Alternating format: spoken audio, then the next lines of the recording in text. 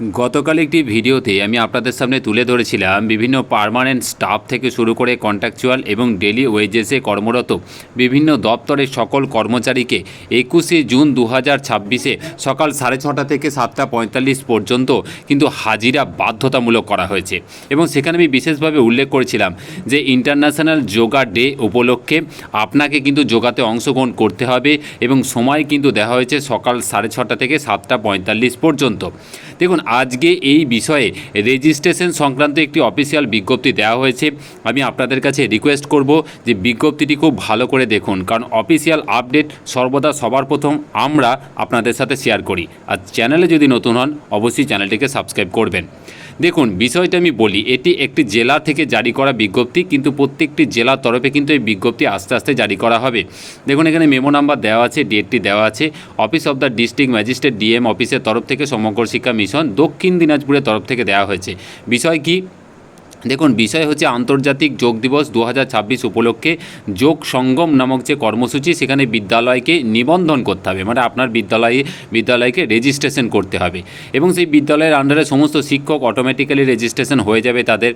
বিষয়টা হচ্ছে কাদেরকে অর্ডারটা করা হয়েছে না, মাননীয় প্রধান ভারপ্রাপ্ত শিক্ষক শিক্ষিকা, জেলা সকল প্রাথমিক উচ্চ প্রাথমিক মাধ্যমিক উচ্চ মাধ্যমিক বিদ্যালয় দক্ষিণ দিনাজপুর প্রত্যেকের ক্ষেত্রে কিন্তু করা হয়েছে। এটা প্রত্যেক জেলার ক্ষেত্রে কিন্তু প্রযোজ্য। আস্তে আস্তে প্রত্যেকটি জেলা কিন্তু এই বিজ্ঞপ্তি করবে বা জারি করবে।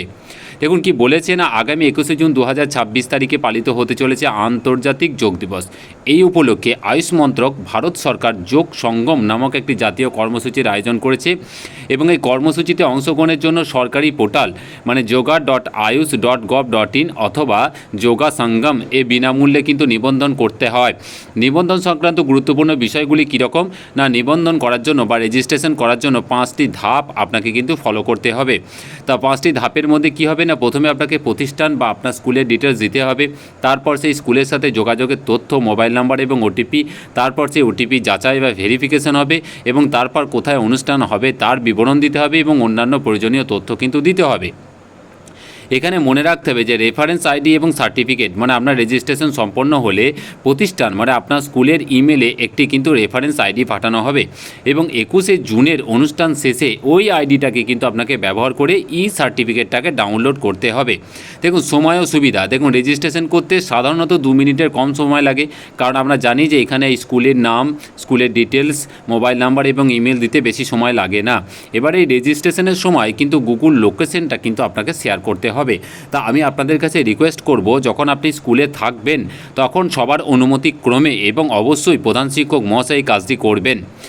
এবার বিষয়টা হচ্ছে অংশগ্রহণকারীরা কিন্তু অনুষ্ঠান সংক্রান্ত ছবি এবং মতামতও কিন্তু ওখানে আপলোড করতে পারবেন, তার জন্য কিন্তু ওখানে একটা অপশান দেওয়া হবে।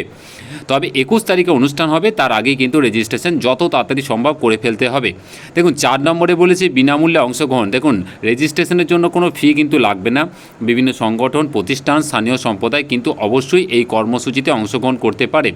এবার ব্যক্তিগত নিবন্ধনের ক্ষেত্রে দেখুন, ব্যক্তিগতভাবে অংশগ্রহণের জন্য প্রত্যেককে নিজের মোবাইল ফোন বা ল্যাপটপ ব্যবহার করে আলাদাভাবে কিন্তু নিবন্ধন করতে হবে।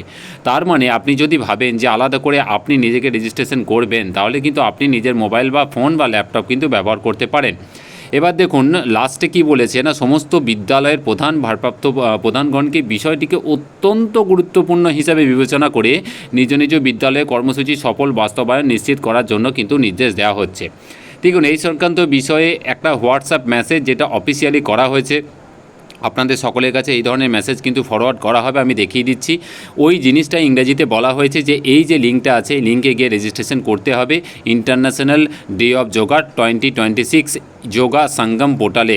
এবং সেই 5টা স্টেজের কথা কিন্তু বলা হয়েছে, 5টা ধাপ, যেখানে আপনার কন্ট্যাক্ট ডিটেলস, ওটিপি ভেরিফিকেশন করতে হবে এবং রেজিস্টার করতে হবে। গুগল লোকেশন কিন্তু শেয়ার করতে হবে, 2 মিনিটের মধ্যে প্রসেস কমপ্লিট হয়ে যাবে, কোনো ফিস কিন্তু লাগবে না। এবং লাস্টে কিন্তু বলেছে দেখুন, one should use the individual mobile or laptop to register individual participation, মানে আপনি কিন্তু ইন্ডিভিজুয়াল মোবাইল অথবা ল্যাপটপ থেকেও ব্যক্তিগতভাবে আপনি আলাদা করেও কিন্তু পার্টিসিপেট করতে পারেন এবং আপনাকে কিন্তু নিজেকে রেজিস্টার করতে পারেন। তো তো এই মোটামুটি আপডেট। আপনাদের কাছে রিকোয়েস্ট, যারা এখনও পর্যন্ত রেজিস্ট্রেশন করেননি, খুব দ্রুত যত সম্ভব এই পোর্টালে এই আইডিতে গিয়ে কিন্তু আপনার ডিটেলস দিয়ে আপনি রেজিস্ট্রেশন করে নিন, এবং আপনি যে অফিস বা যে স্কুল বা যে প্রতিষ্ঠানে কর্মরত সেখানে গিয়ে যিনি প্রধান আছেন বা বাকিদের অবগত করান, এবং সম্ভব হলে সেই প্রতিষ্ঠানটা গুগল লোকেশন শেয়ার করে কিন্তু আপনারা সকলে রেজিস্ট্রেশনটা করে ফেলুন, কারণ যোগা ডে ইন্টারন্যাশনাল 21 তারিখ আছে 2026।